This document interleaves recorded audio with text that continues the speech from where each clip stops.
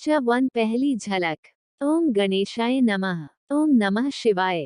पहली झलक। Mafia king और हमारी काशू की।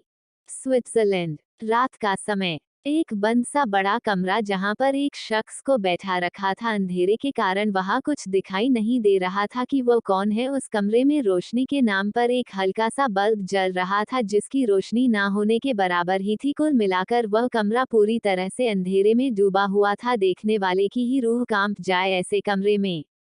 उस कमरे में खून की तेज बदबू फैली हुई थी। वही पूरी जगह की थी। कुछ खास सफाई नहीं थी अगर सही मायने में देखा जाए तो। इसे देखकर ऐसा लग रहा था जैसे किसी को सजा देने के लिए ही बनाया गया था। तभी कमरे का गेट खुलता है। गेट खुलते ही तेज रोशनी आती है जिससे कि जो शख्स उस कमरे के अंदर था वह अपनी आंखों पर हाथ रख लेता है। शायद उसे इतनी रोशनी देखने की आदत नहीं थी। ये देखकर जो शख्स अंदर आता है उसके होठों पर एक डेविल स्माइल विद हॉर्न्स हंसी आ जाती है। वह धीरे धीरे कदमों के साथ उसके पास आता है तो वह शख्स अपने चेहरे से हाथ हटाता है। उसका चेहरा इतना ज्यादा भयानक था कि कोई भी आम इंसान उसे देखकर डर जाए। उसके चेहरे पर जगह जगह पर चोट के निशान थे जिनसे अभी भी खून बिच रहा था जिस कारण वह और भी ज्यादा डरावना लग रहा था। वही उसकी शरीर में भी काफी जगह से मांस निकला हुआ था। वह शख्स जो कमरे में आया था उसके पाँव को पकड़ते हुए, मुझे माफ कर दीजिए माफिया किंग, मैं कुछ ज्यादा ही अंधा हो गया था। प्लीज मुझे मौत दे दो। मुझसे अब ये टॉर्चर सहा नहीं जाता। मैं तुम्हारे आगे हाथ जोड़ता हूँ, प्लीज मुझे मौत दे दो। माफिया किंग यानी कि वह शख्स उस आदमी को लात मारता है और उसके हाथ पर अपने पैर को मारते हुए, तुम्हारी हिम्मत कैसे हुई अपने इन घटिया हाथों से मुझको छूने की? लगता है तुम्हारी जिंदगी के जो बचे कुचे दिन हैं तुम्हें वह भी अच्छी नहीं लग रही। कहो तो तुम्हें आज ही मैं ऐसे ही सजा दे सकता हूँ क्योंकि मुझे लोगों को मारने से ज्यादा उन्हें तड़पाने में मजा आता है। वह आदमी की चीख निकल जाती है क्योंकि उसके हाथों पर पहले से ही घाव थे और ऊपर से मिस्टर ओबरॉय का इस तरह से पैर से मसलने से उसके हाथ से खून निकलने लग जाता है। वह सीखते हो, प्लीज मुझे माफ कर दीजिए, मुझसे दोबारा गलती हो गई लेकिन आगे से कभी मैं ऐसी गलती नहीं करूंगा। प्लीज माफिया किंग इस बार मुझे माफ कर दीजिए, दे दीजिए ना मुझसे मौत। तुम्हारी मौत से मेरा क्या फायदा होगा? तुम्हें पता है माफिया किंग, कोई भी डील बिना अपने प्रॉफिट के नहीं करता। तो पहले मुझे मेरा फायदा बताओ तब जाकर मैं तुम्हें मौत दूंगा। ये सुनकर वह शख्स अपनी आखिरी हिम्मत जुटाते हुए, माफिया किंग मेरे नाम पर 500 करोड़ की जायदाद है, अगर आप कहो तो मैं वह आपको दे सकता हूँ अपनी मौत के बदले पर। प्लीज मुझे इस नर्क से आजादी दे दीजिए, मुझे मौत दे दीजिए। तुम झूठ बोल रहे हो क्योंकि तुम्हारी जो सारी संपत्ति थी वह तो मैंने पहले ही ले ली। तो अब ये कौन सी पल 500 करोड़ की तुम्हारे पास संपत्ति आ गई है इसका मुझे नहीं पता। वो आदमी डरते हुए, माफिया किंग वो मेरी सीक्रेट प्रॉपर्टी है जो कि मैंने इन लीगल तरीके से अपने पास रखी हुई है। उसकी बात सुनकर वह हंसता है और अपनी जेब से उसका खंजर निकालकर उसकी तरफ फेंक देता है। वह आदमी जल्दी से उस खंजर को पकड़ता है और अपने गले में रखकर चला देता है। जैसे जैसे उसके गले से खून निकल रहा था वैसे वैसे ही उसकी सांसें बंद हो रही थी और कुछ ही मिनटों में उसकी सांसें पूरी तरह से बंद हो गई और वह अपने शरीर को त्याग कर चुका था। माफिया किंग बाहर जाता है और अपने असिस्टेंट को अंदर की तरफ इशारा कर देता है। उसका असिस्टेंट समझते हुए तो बॉडीगार्ड के साथ अंदर जाता है और उसकी हालत देखकर उसे भी दया आ रही थी। उनमें से एक बॉडीगार्ड उस लाश को देखते हुए, लीडर क्या हमारे बॉस के अंदर दिल नहीं है क्या? उनमें दया भावना नहीं है? देखिए ना इस इंसान को कैसी हालत हो गई है इसकी। दूसरा बॉडीगार्ड भी उसके बातों में हामी भरते हुए, और तुमने देखा नहीं कि जब उन्होंने उसे नाइफ दी तो उसने बॉस पर हमला करने की बजाय खुद की जान लेने को बेहतर समझा। पहले वाला बॉडीगार्ड लीडर ने उस शख्स को इतना ज्यादा टॉर्चर किया था कि उस शख्स के दिमाग में सिर्फ और सिर्फ अपनी मौत का ही ख्याल था कि कैसे भी वह इस हालत से छूट जाए, ना कि बॉस को मारने का। लेकिन बॉस ऐसे क्यों है?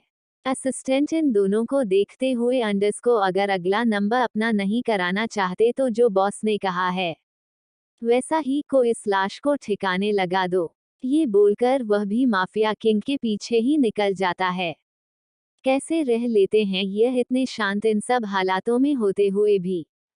संजीव, तुम नए आए हो इसलिए तुम्हें ये सब चीजें ऐसी लग रही है, लेकिन ये सेकंड बॉस बॉस के साथ काफी समय से काम कर रहे हैं इसीलिए उन्हें इन सब की आदत है। इतना बोलकर वो वहां से चला गया। आई थिंक आप लोगों को पता चल गया होगा कि माफिया किंग कौन है। मुंबई, सुबह का समय। रायचंद हवेली, रायचंद विला, दिखाने में बहुत खूबसूरत, बाहर से जितना सुंदर, अंदर से भी उतना ही। मुंबई शहर जहां कभी रात नहीं होती है, वही हमारी कशु यानी कि कशिश को पूरी रात कम पड़ जाती है। सोने के लिए पूरे कमरे में सामान इधर उधर फैला हुआ पड़ा है और हमारी कशिश मजे से कंबल ओढ़कर सोई हुई है। अलार्म क्लॉक इतनी तेजी से बज रहा है, पर मजाल है जो हमारी कशु की नींद खुले। तभी कमरे में एक औरत प्रवेश करती है। उम्र वही कुछ 40 के आसपास होगी। सिंपल सूट सलवार के साथ दुपट्टा, बालों का सिंपल जुड़ा। यह कोई और नहीं कशिश की मां निर्मला जी है, जो अंदर आते ही तुरंत उसके ऊपर से कंबल हटाती है। कशिश अलसाए आवाज में बोली, मां सोने दो ना। निर्मला जी सख्त आवाज में बोली, सोने दो की बच्ची, 8 बज गए, जल्दी उठ। कशिश हल्के नींद में ही उठकर बैठ जाती हैं। गोरा रंग, तीखे नैन नक्श, बड़ी बड़ी आंखें, लंबे घने काले बाल। कशिश मजाक के लहजे में बोली, माँ मैं सोने दो की बच्ची नहीं, आपकी बच्ची हूँ। इतना सुनते ही निर्मला जी उसके कान पकड़ लेती है। निर्मला जी आंख दिखाते हुए बोली, कब बड़ी होगी तू? 6 महीने बाद तेरी दीदी की शादी है, उसके बाद तुझे भी तो जाना पड़ेगा। अंदर आते हुए कशिश के पापा रितेश जी मुस्कुराते हुए बोले, निर्मला जी, शादी आराध्या की है, ना कि मेरी प्रिंसेस की। और आप ये क्या लेकर बैठ गई हो? अभी तो मेरी प्रिंसेस बहुत छोटी है। कशिश के चेहरे पर मुस्कुराहट आ गई। वो खुश होते हुए बोली, बिल्कुल ठीक कहा पापा, आई लव यू पापा। रितेश जी बेड पर बैठते हुए कहते हैं, I love you too my princess. उद्धरण चिन्ह। निर्मला जी दोनों को देखते हुए बोली, आपने ही बिगाड़ रखा है इस लड़की को।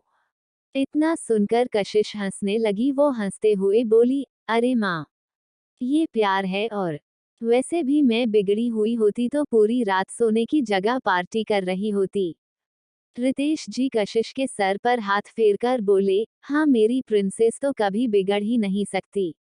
ये आप दोनों ना बस एक दूसरे की तरफदारी करते रहते हैं।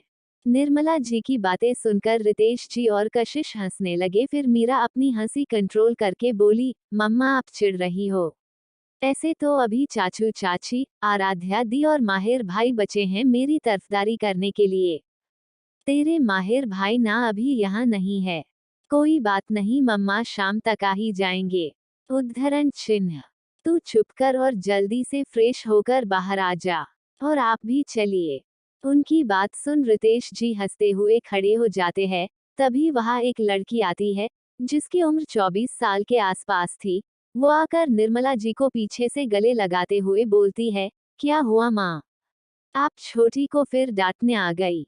हाँ हाँ, अब तुम भी आ जाओ। एक तुम और एक तुम्हार वो माहिर भाई दोनों ने मिलकर तो इस लड़की को अपने सर पर चढ़ा लिया है। उनकी बात सुन वहां बैठे रितेश जी, कशिश और उसकी बहन आराध्या तीनों हंसने लगे। उसके बाद सभी बाहर जाने लगे। तभी कशिश म्यूजिक सिस्टम ऑन करती है और बेड पर खड़ी होकर डांस करने लगती है।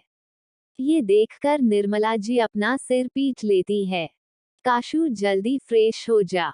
उद्धरण चिन्ह। कशिश डांस करते हुए ही बोली, आती हूँ मम्मा, बस 10 मिनट में। कशिश फिर अपने डांस में बिजी हो जाती है। रितेश जी मुस्कुराते हुए निर्मला जी और आराध्या को बाहर चलने का इशारा करते हैं, तो तीनों बाहर चले जाते हैं। तो आपको हमारे कशिश की पहली झलक कैसी लगी? और हमारे माफिया किंग से मिलकर आपको कैसा लगा?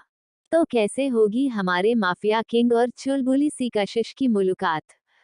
जानने के लिए पढ़ते रहिए मेरी ये नई कहानी, माफिया सीईओ की इनोसेंट ब्राइड। क्रमश।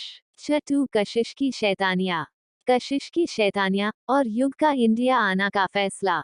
तभी कशिश म्यूजिक सिस्टम ऑन करती है और बेड पर खड़ी होकर डांस करने लगती है।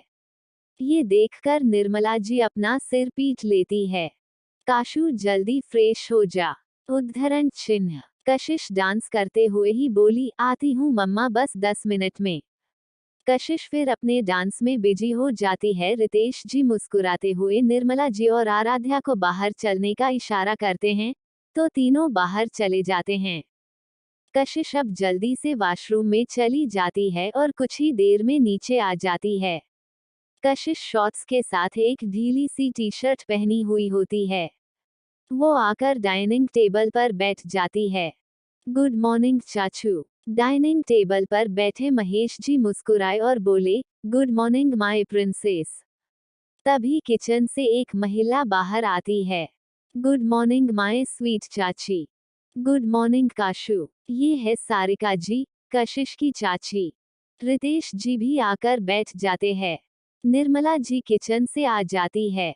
मीरा खाते हुए एक नज़र सबकी ओर देखकर पूछती है, माही भाई आज शाम को आ जाएंगे ना? हाँ बेटा आ जाएगा, सारिका जी बोली।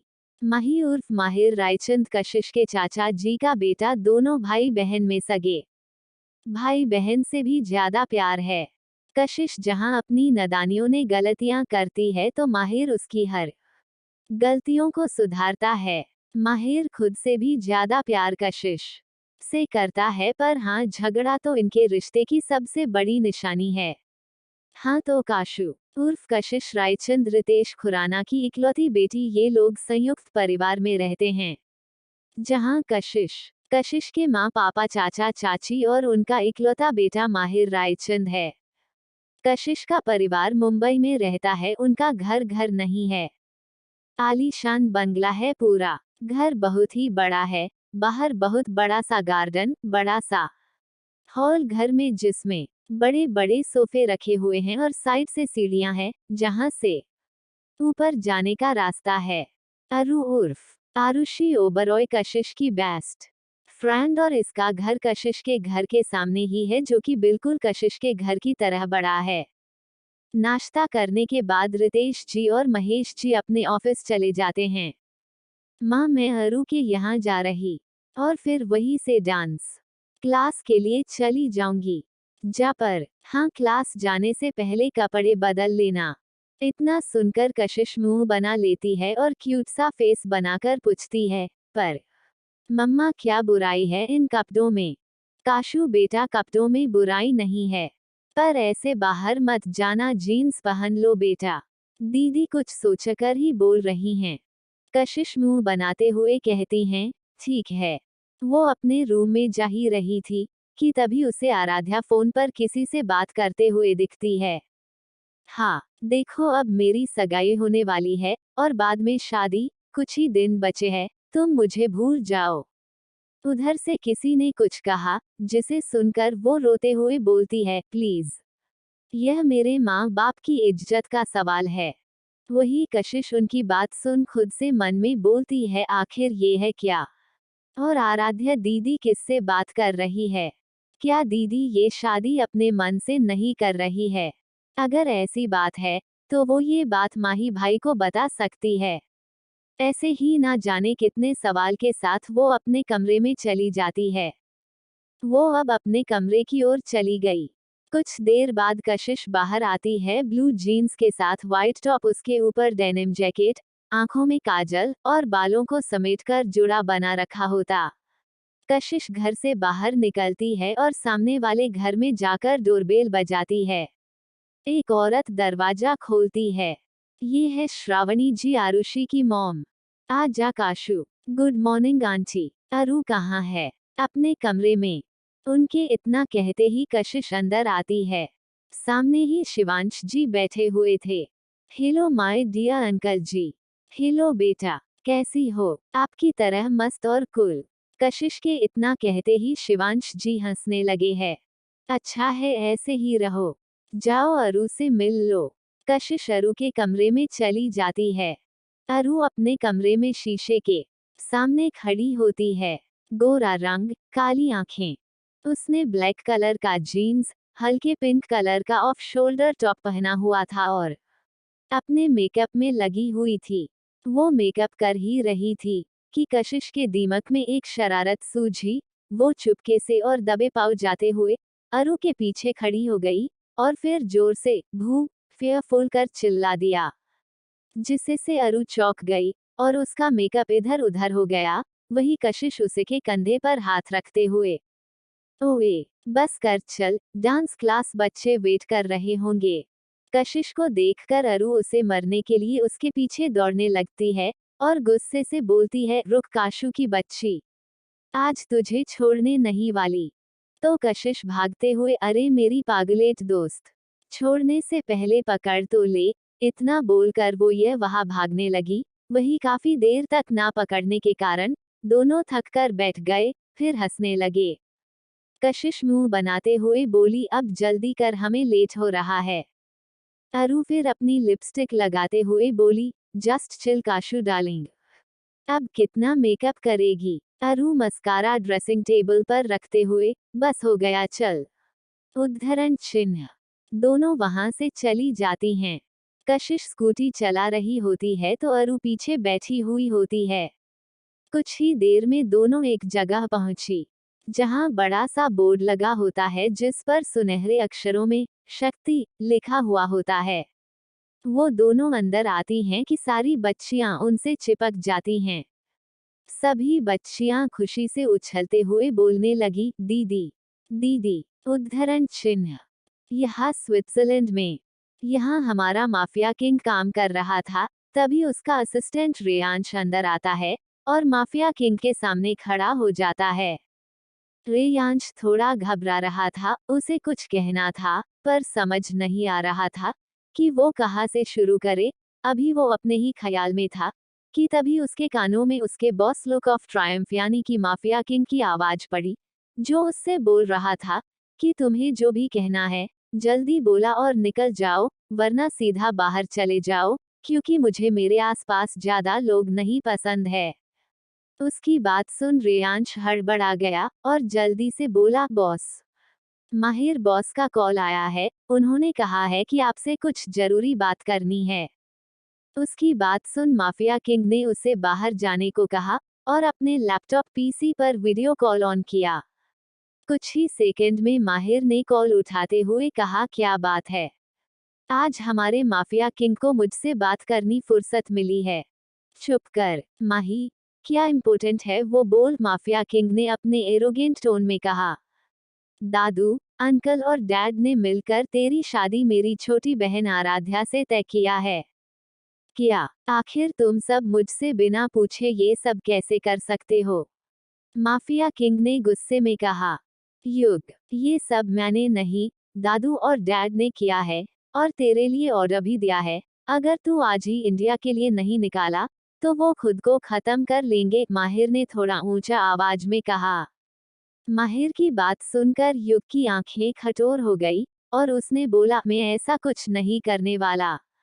युग, ये तू अब इंडिया आकर दादू से कहना, इतना बोलकर उसने कॉल कट कर दिया। वही युग ने कठोर भाव से अपने असिस्टेंट से कहा, इंडिया के लिए जेट करो। यस बॉस, इतना बोलकर रेयांश तैयारी करने चला गया और वही युग अपने केबिन के विंडो साइड आ गया, जहां से सारा शहर दिखता था। वो वही खड़ा होकर एक टक चांद को देखने लगा। एक गुमशुदा सी रेत हूँ मैं, एक गुमशुदा सी राख, एक गुमशुदा सी रेत हूँ मैं, एक गुमशुदा सी राख। ये इश्क बड़ा खाम भक्त है, क्योंकि होने जा रही है शुरात। तो माफिया किंग युग ओबरॉय इंडिया आ रहा है। कैसा होगा युग और कशिश का सफर? क्या कशिश का चूलबालापन लाएगा युग की जिंदगी में बाहर? और किससे बात कर रही थी आराध्या? छत्री, युग आया इंडिया। युग का इंडिया आना और कशिश का युग के बारे में सोचना। दोनों वहां से चली जाती हैं। कशिश स्कूटी चला रही होती है तो आरुषि पीछे बैठी हुई होती है। कुछ ही देर में दोनों एक जगह पहुंची, जहां बड़ा सा बोर्ड लगा होता है जिस पर सुनहरे अक्षरों में शक्ति लिखा हुआ होता है। वो दोनों अंदर आती हैं कि सारी बच्चियां उनसे चिपक जाती हैं। सभी बच्चियां खुशी से उछलते हुए बोलने लगी, दीदी दीदी। उद्धरण चिन्ह। तभी सामने से एक महिला आती है, उम्र लगभग वही 55-60 के आसपास होगी। उन्हें देखकर कशिश और आरुषि उनके पास आते हुए बोली, नमस्ते अम्मा। नमस्ते बिटिया। शक्ति एक गो का नाम है जहाँ की केयरटेकर काम्या ताई, जिन्हें वहाँ सब अम्मा के नाम से बुलाते हैं।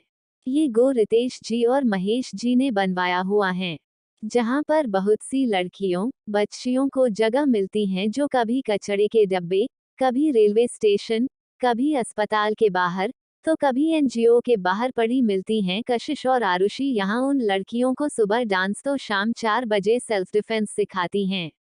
ये कशिश का एक पेशा था, जहाँ वो किसी को भी दर्द में नहीं देखती।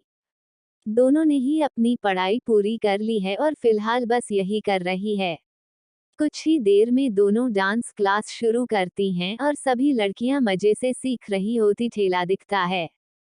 कुछ देर बाद दोनों वहां से चली जाती है। कशिश स्कूटी चला रही होती है, तो आरुषि पीछे बैठी हुई होती है। तभी रास्ते में गोलगप्पे का तो कशिश झटके से स्कूटी रोक देती है। आरुषि इस तरह ब्रेक लगाने से उसके हाथ कशिश के कंधे पर आ गई। वो डरते हुए पूछी, क्या हुआ काशू? कशिश सामने गोलगप्पे का ठेला ललचाई नजरों से देखते हुए, गोलगप्पे। दोनों उस तरफ चल देती और गोलगप्पों पर टूट पड़ती है। तभी सामने से एक लड़की आती है, शॉर्ट ड्रेस पहने, डार्क मेकअप, हेवी इयररिंग्स। वो कशिश और आरुषि को ठेले पर गोलगप्पे खाते देख मुंह बना लेती है, एयू, तुम दोनों यहाँ कैसे खा सकती हो? कशिश गोलगप्पा मुंह में रखते हुए, डार्लिंग हाथों से। पर यह इतनी डाउन मार्केट जगह है, अपने स्टेटस का कुछ तो ख्याल करो। ये है मनु उर्फ मानुषी सहगल। कशिश ठेले वाले को पैसे देती है और आरुषि के साथ मनु के पास आती है। स्वीट हार्ट, ठेले पर जो गोलगप्पे खाने का मजा है ना, वो किसी भी 5 स्टार होटल में नहीं। कशिश की बात सुन मनु मुंह बनाकर बोली, जो मर्जी वो करो, मैं मॉल जा रही हूँ, चलोगी तुम दोनों? आरुषि उसे मना करके एक्साइटेड होते हुए बोली, नो बेबी, आज हम मूवी देखने जा रहे हैं और वह भी एसआरके की। सीरियसली, तुम लोगों को एसआरके की मूवीज पसंद है? मनु की बात सुनकर आरुषि आईब्रो उठाकर उसे घूरते हुए पूछती है, हाँ कोई प्रॉब्लम नहीं, जाओ तुम दोनों। मनु वहां से चली जाती है। मनु मानुषी सहगल कशिश और आरुषि की फ्रेंड है, जो कि बहुत ही हाई फाई लड़की है। उसे अपने लुक, अपने मेकअप और अपने स्टेटस के अलावा किसी चीज से कोई मतलब नहीं। उसके जाने के बाद दोनों अपने घर पर कॉल करके बता देती है और फिर मूवी देखने चली जाती है। मूवी देखने के बाद दोनों सिनेमा हॉल से बाहर आती है और समय देखती है 3 बजे बज रहे होते हैं। अब कशिश और आरुषि दोनों दोबारा गो की तरफ चली देती है, क्योंकि उनकी सेल्फ डिफेंस की क्लास का टाइम होने ही वाला होता है। कुछ देर बाद दोनों दोबारा गो पहुंचती हैं और बच्चों को चॉकलेट देती है। दोनों सेल्फ डिफेंस की क्लास शुरू करती है। दोनों को ही अपना काम पूरे मेहनत और लगन से करना पसंद है और वो करती भी है। इसलिए एनजीओ के सब बच्चे और अम्मा उन दोनों से बहुत ही खुश रहती हैं। कशिश को भी यहाँ आना बहुत पसंद है और यहाँ इनकी हेल्प के लिए उससे जो होता वो जरूर करती है। क्लास लेने के बाद दोनों वापस स्कूटी पर बैठकर घर जाने लगती है। तभी आरुषि को भेलपुरी वाले का ठेला दिखा। ये देखते ही आरुषि के मुंह में पानी आ गया। वो जोर से चीखी, काशू स्कूटी रोक। कशिश ब्रेक लगाते हुए, क्या हुआ बेबी? आरुषि स्कूटी से उठते हुए बोली, भेलपुरी वाला है। कशिश स्कूटी एक साइड में पार्क करती है। दोनों जाकर भेलपुरी लेती हैं। तभी कशिश की नजर एक छोटी लड़की पर गई, जो देखने में वही कुछ 5-6 साल की लग रही होती है। वो बच्ची उनकी तरफ देख रही होती है। बच्ची देखने में बहुत क्यूट थी, पर उसके चेहरे से ही लग रहा था कि वो बहुत दिनों से भूखी है। कशिश उसके पास जाती है। कशिश उस बच्ची को टच करते हुए बोली, क्या हुआ, आपको खाना है? वो तरसती निगाहों से कशिश के हाथ में भेलपुरी देखते हुए बोली, हाँ। कशिश उसे भेलपुरी दिलाती है। वो बच्ची भी उस पर टूट पड़ती है, बहुत दिनों से भूखे होने के बाद खाना मिले तो ऐसा ही होता है। कशिश और आरुषि उसके पास ही रुकती है। वो खा लेती है। कशिश अब वहां पर एक दुकान से पानी की बोतल खरीदती है और उस बच्ची को पानी पिलाती है। कशिश उस बच्ची को साइड में लेकर आई। आरुषि उसके पीछे आ गई। कशिश प्यारी सी आवाज में बोली, बेटा, आपके मम्मी पापा कहाँ है? वो बच्ची पहले तो कशिश के चेहरे को गौर से देख रही थी, फिर वो अपनी मासूम सी आवाज में बोली, दीदी मम्मा तो नहीं है, वो भगवान जी के पास है और पापा थे। मैं उनके साथ ही आ रही थी, उन्होंने मुझे कहा मैं इंतजार करूं, वो आएंगे। पर नहीं आए 2 दिन से। ये सुनकर कशिश और आरुषि की आंखें नम हो जाती है और साथ ही गुस्सा भी आने लगता है। वो बच्ची से उसका नाम पूछती है, बेटा, क्या नाम है तुम्हारा? मेरा नाम गुड़िया है, मम्मा की गुड़िया। उद्धरण। उस बच्ची की बात सुनकर कशिश की आंखें फिर नम हो जाती है। कशिश और आरुषि दोनों बच्ची को उड़ान गो में छोड़ आती हैं और फिर वापस घर आती है। घर के बाहर ही कशिश स्कूटी रोकती है और दोनों उतरती है। तभी वहां आराध्या आ जाती है। वो कशिश को देखकर बोलती है, बच्चा आप कहाँ गई थी? कशिश कुछ बोलती कि आरुषि बीच में आकर बोलती है, भाभी जी तुसी चिंता ना करो, तुसी छोटी हमारे साथ गई थी। उसकी बात सुन जहां आराध्या का चेहरा फीका पड़ जाता है, वही कशिश अपना सर पकड़ लेती है। हाय रब्बा, तू ना आज मैनू पागल ही कर देगी। विशु मुस्कुराते हुए प्यार से, अरे मेरी जान, तू पागल मत हो, तेरे बिना मेरा क्या होगा? तू कभी नहीं सुधार सकती ना? क्यों मेरी दीदी को छेड़ रही है?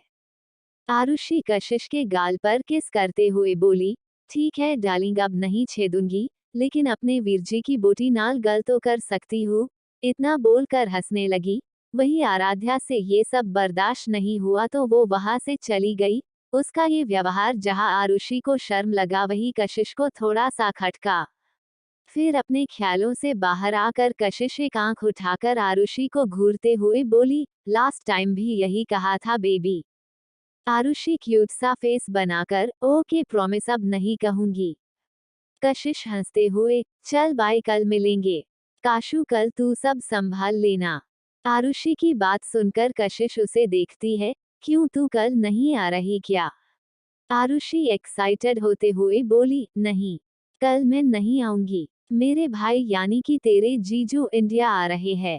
कशिश मुंह बना लेती है और बोलती है, तो यार तू एक टाइम तो चल सकती है। कल सुबह भाई आएंगे तो मैं शाम को चलूंगी तेरे साथ सेल्फ डिफेंस की क्लास लेने। पर सुबह का तू देख लियो। ओके ठीक है, देख लूंगी मैं। कशिश इतना बोली तो अरु मुस्कुराए और अब दोनों अपने अपने घर चली जाती है। कशिश अपने कमरे में सोच रही होती है। कल वो पहले उस बच्ची से मिलेगी, फिर जीजू से, पर अरु नहीं होगी साथ में, उसे अच्छा नहीं लग रहा था। वो हर रोज अरु के साथ ही जाती है। कशिश अब कमरे में इधर उधर टहलते हुए खुद से ही बात करने लगी, चलो कोई नहीं। वैसे भी आरू बहुत मिस कर रही थी अपने युग भाई को। हर समय नील भाई, युग भैया करती रहती थी। देखते हैं ऐसा क्या है विशु के मिस्टर युग ओबरॉय में। ऐसे ही कशिश युग के बारे सोचते सोचते सो गई। यहाँ स्विट्जरलैंड में युग अपने कमरे में पुशअप्स कर रहा था। वो दिखने में काफी हैंडसम और हॉट था। उसकी अगर ये पर्सनैलिटी कोई देख ले तो अब तक फिदा हो जाता। तभी उसके कमरे का डोर नॉक हुआ। युग ने वो आवाज सुनकर अपने कोल्ड वॉइस में बोला, कम इन। तो उसका असिस्टेंट अंदर आया और अपने लुक ऑफ ट्रायम्फ बॉस यानी कि युग को ग्रीट करके बोला, सिर इंडिया जाने की तैयारी हो चुकी है। उसकी बात सुन युग ने बस हम में जवाब दिया। उसकी बात सुन उसका असिस्टेंट वहां से चला गया। वही युग अपने रूम में आकर तैयार होने चला गया।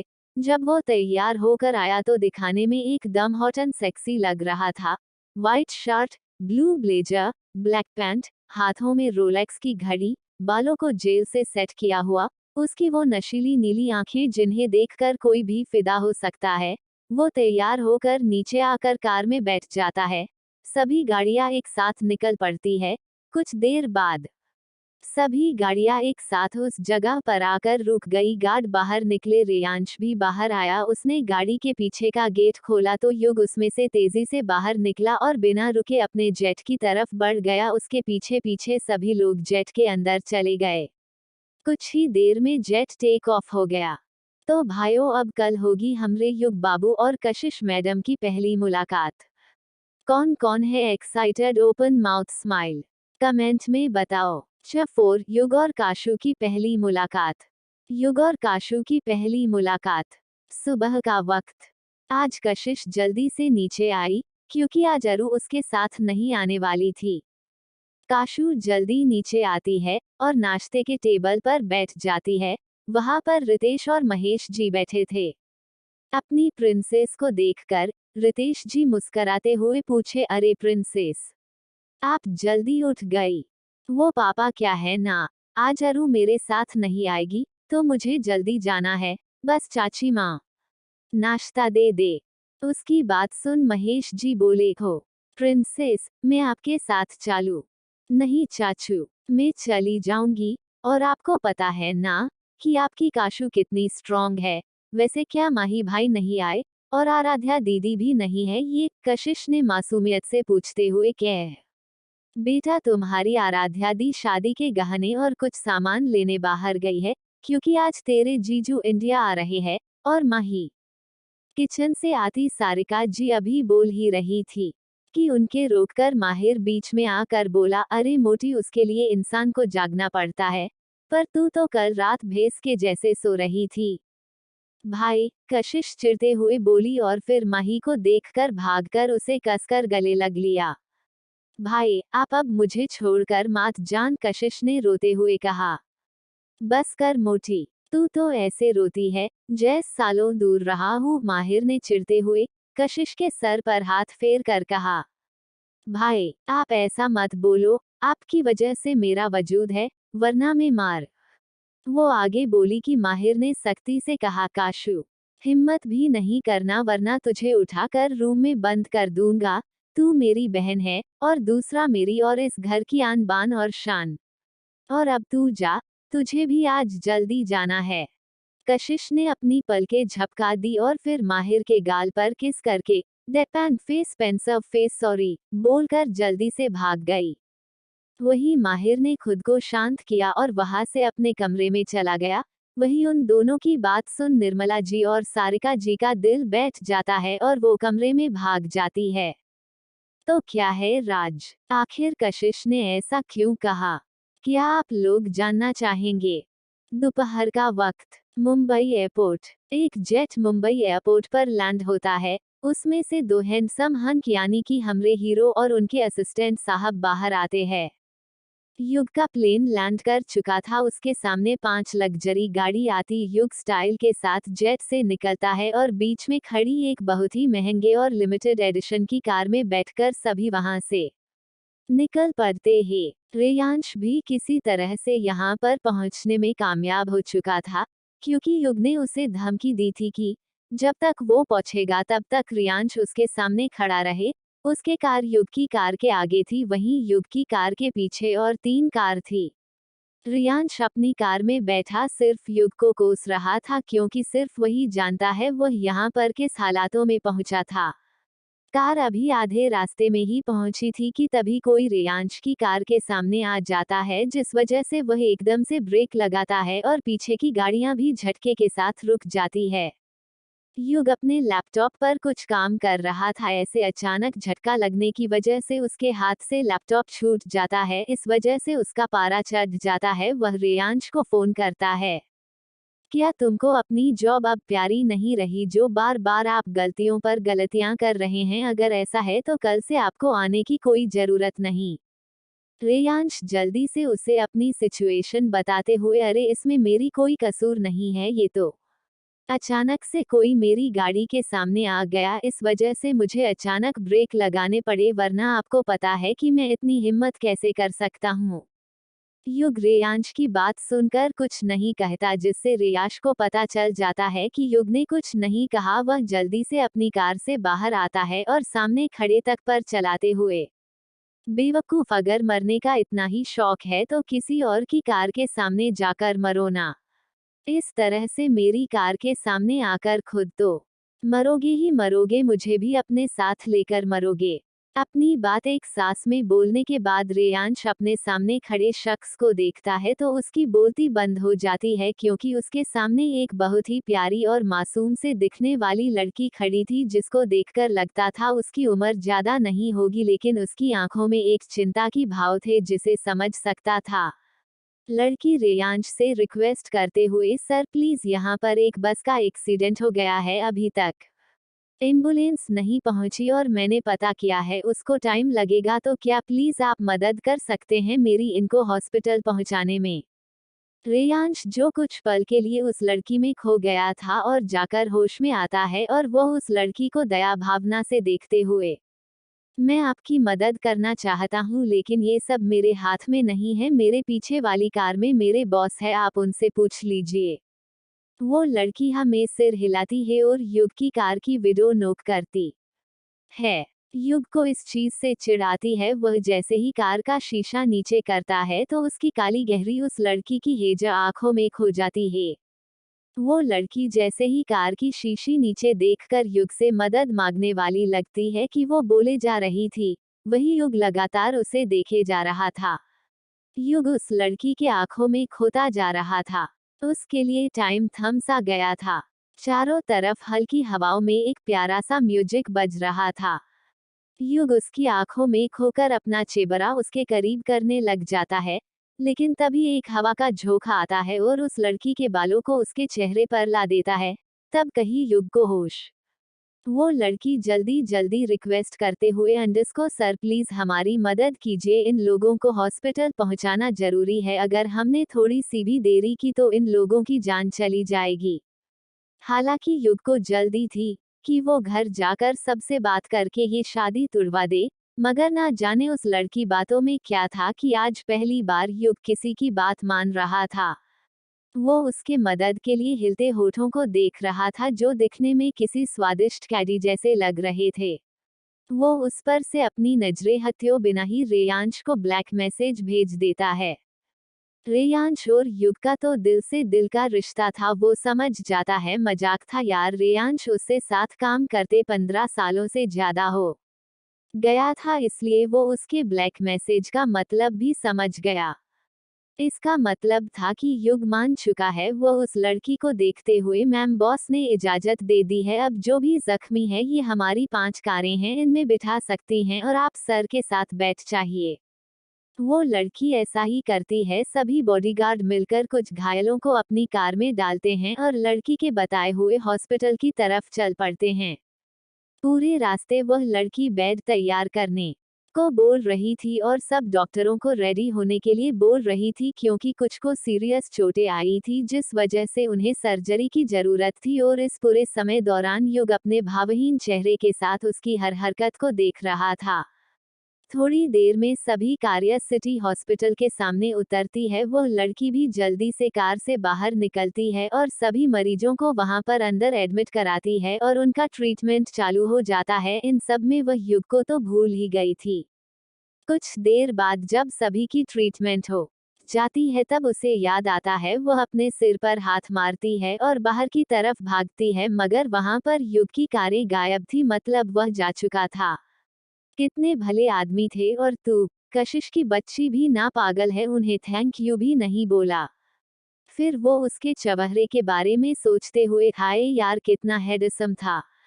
चलो कोई ना, इतनी बड़ी दुनिया भी नहीं है कि मैं उससे फिर ना मिल सकूं।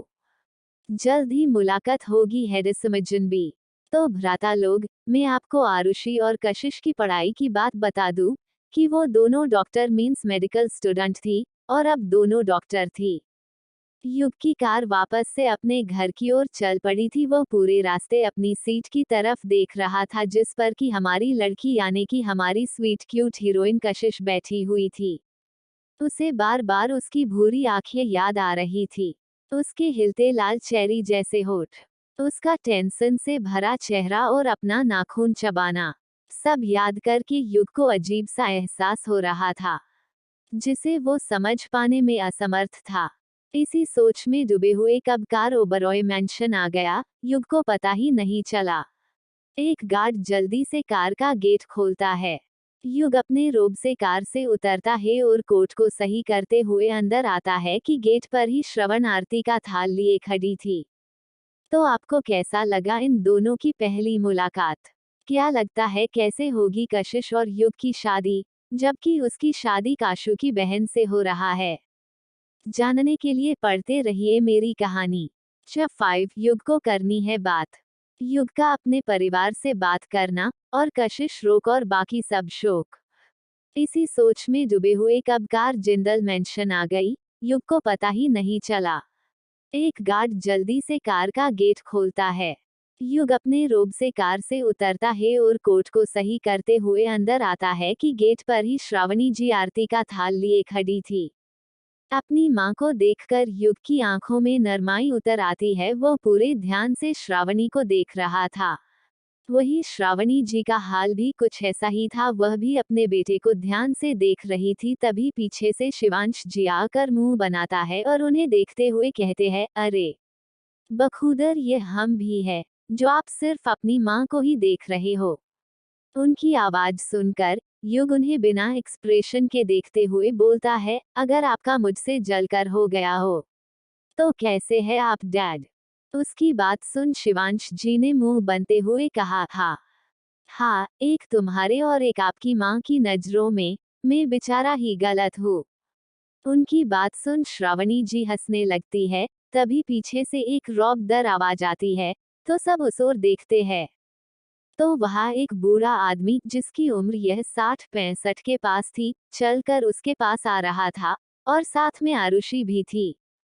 आरुषि ने जब अपने भाई को देखा तो वो चहकते हुए भागकर युग के गले लग गई और मुस्कराते हुए बोली, भाई आप आ गए, मैंने आपको कितना मिस किया आप जानते हैं। अपनी बहन की बचकानी बातें सुनकर युग बस हल्की मुस्कान के साथ, जानता हूँ तुम मुझे इतना मिस कर रही थी कि तुमने मुझसे पूरा मेकअप प्रोडक्ट्स की शॉप खरीद दी।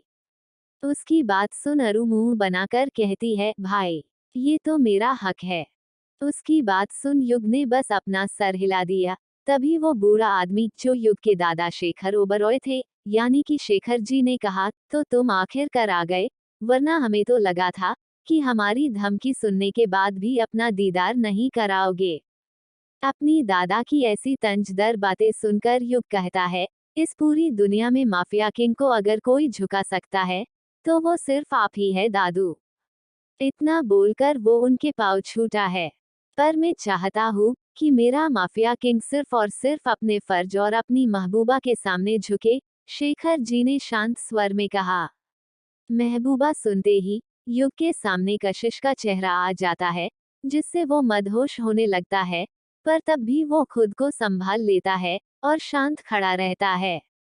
सभी अंदर आकर बैठ जाते हैं। सभी वहाँ बातें कर रहे थे कि युग ने बिना किसी एक्सप्रेशन के शेखर जी की ओर देख कर कहा, दादाजी मैं आराध्या से शादी नहीं करना चाहता। उसका रिएक्शन देख दादाजी बोले, मुझे पता है बेटा तुम शादी नहीं करना चाहते, लेकिन शादी की भी उम्र होती है। अब तुम शादी के लायक हो गए हो तो हमने तुम्हारे लिए लड़की पसंद की है। अच्छी लड़की है, मेरे दोस्त कियान की पोती और तुम्हारे दोस्त की बहन है। और अगर तुम्हारे नज़र में कोई लड़की है तो मुझे बता दो, मैं तब कुछ बंदोबस्त कर सकता हूँ। दादाजी की बात सुन युग ने घूर कर रेयांश को देखा। युग को अपने आप को देखता पाकर रेयांश के भी पसीने निकलने लगे। बाहर इतनी ठंडी हवाएं चल रही थी, लेकिन इस वक्त युग गुस्से से इतना गर्म हुआ जा रहा था कि उसके बदन से आग निकल रही थी। उसने अपने आप को ठीक किया और दादाजी से बोला, ददू प्लीज मैं शादी नहीं करना चाहता, आप उनसे कह दे कि हमें कोई शादी नहीं करनी। उसकी बात सुन दादाजी ने उसे घूरते हुए कहा, तू मेरी बात को टालेगा? अब इतना बड़ा हो गया तू। उस दुनिया में भले वो माफिया था, लेकिन यहाँ वो अपनी फैमिली के बीच था, जहाँ उसकी मर्जी हर चीज में चलती है। पर उसके मामले में कुछ हिस्सा दादू का था, क्योंकि वो जो था उसमें सिर्फ उसकी मदद दादू ने की थी। वेल रीडर्स, युग एक बहुत बड़ा बिजनेसमैन और डॉक्टर था। माफिया वर्ल्ड में जाने के पीछे सिर्फ उसका मकसद था, जो आपकी फ्यूचर में पता चलेगा, पर वो अपने सभी लाइफ में बहुत खड़ूस था, और उसका डोमिनियरिंग नेचर से उसके घर में सब डरते थे, पर कुछ चीज में ही दादू उसे टोकते थे। युग ने एक बार कोशिश करते हुए कहा, नहीं दादू, मुझे नहीं करनी शादी, मैं कल सुबह जा रहा हूँ पेरिस। युग की बात सुन दादाजी ने उसे घूरते हुए कहा, ठीक है, फिर शाम को मेरा मरा मुंह देखने आना। उनकी बात सुन युग ने अपने हाथों की मुट्ठियां बनाई। इस दुनिया में ऐसा कोई नहीं था जो युग को मजबूर करे, लेकिन उसका ये दादू उसकी नहीं सुनने वाला था। उसने अब हार मानते हुए कहा, ठीक है, जैसा आपको लगे वैसा ही कीजिए। और फिर सभी बात करने लगे खुशी से, जिनके बीच युग एकदम शांत, बिना एक्सप्रेशन और अनजानों की तरह बैठा था, जिससे उसके परिवार को थोड़ा दुख भी था। तभी वहां माहिर भी आ जाता है। माहिर को देखकर जहां आरुषि के चेहरे पर लाली आ जाती है, वहीं बाकी सब भी खुश हो जाते हैं। श्रावणी जी मुस्कराते हुए, अरे माही बेटा, आप यहाँ, कुछ काम था क्या? जी आंटी, माहिर ने कहा, पर उसके आवाज में अशांति थी, जो वहां बैठा हर कोई महसूस कर रहा था। उसको ऐसे देखकर युग ने कठोरता से कहा, माहिर, क्या हुआ है? तुम इतने परेशान क्यों हो? माहिर परेशान होते हुए, वो युग, मेरी बहन कशिश का कहीं पता नहीं चल रहा है, तो सोचा कि आरुषि से पूछ लूं। क्या काशु? कहा है वो? आरुषि ने जैसे कशिश के बारे में सुना, वो परेशान होते हुए पूछी। माहिर अभी कुछ बोलता कि पीछे से आवाज आई, ओफो बिरजी, मैं एक पल लेट हुई नहीं। आप आ जाते हो मेरे अरु को परेशान करने। जब सबने पीछे देखा, तो वहां कशिश खड़ी थी। सब उसको देख जहां खुश थे, वो युग और रेयांश हैरान। माहिर काशु को देखता है, और जल्दी से उसके पास जाकर गले लगा लेता है, और परेशानी में बोलता है, बच्चा, आप किधर थे? और आपके कपड़ों पर ये खून कैसे? अरे बिरजी, वो मैं जब आज बच्चों को ट्रेनिंग देकर आ रही थी, तब सामने से किसी आदमी ने एक मजदूर पर गाड़ी चला दी थी। मैं बहुत कोशिश की, लेकिन कोई सामने नहीं आया मदद करने। लेकिन भला हो उस अच्छे एंजल का, बिना उनके कुछ नहीं हो पाता। वो इतना बोलकर सबसे मिलती है, फिर शेखर जी के गले लगकर कहती है, दादू, मैंने सुना कि आज जीजू आ रहे हैं, क्या वो आ गए? खुद के लिए जीजू सुनते ही युग अपनी मुट्ठी कस लेता है। वही शेखर जी था गुड़िया। वहाँ देखो। उनकी बात सुन कशिश जब युग की तरफ देखती है, तो अपने हैंडसम एंजल को पाकर खुश हो जाती है और भागकर उसके गले लग जाती है, और खुश होते हुए बोलती है, हैंडसम एंजल, आपका बहुत सारा थैंक यू, मेरी हेल्प करने के लिए। कशिश की इस एक्शन पर जहां युग तो जम जाता है, वही बाकी सब शॉक्ड हो जाते हैं। तो कशिश के इस एक्शन पर क्या होगा रिएक्शन? जानने के लिए पढ़ते रहिए मेरी कहानी। क्रमश।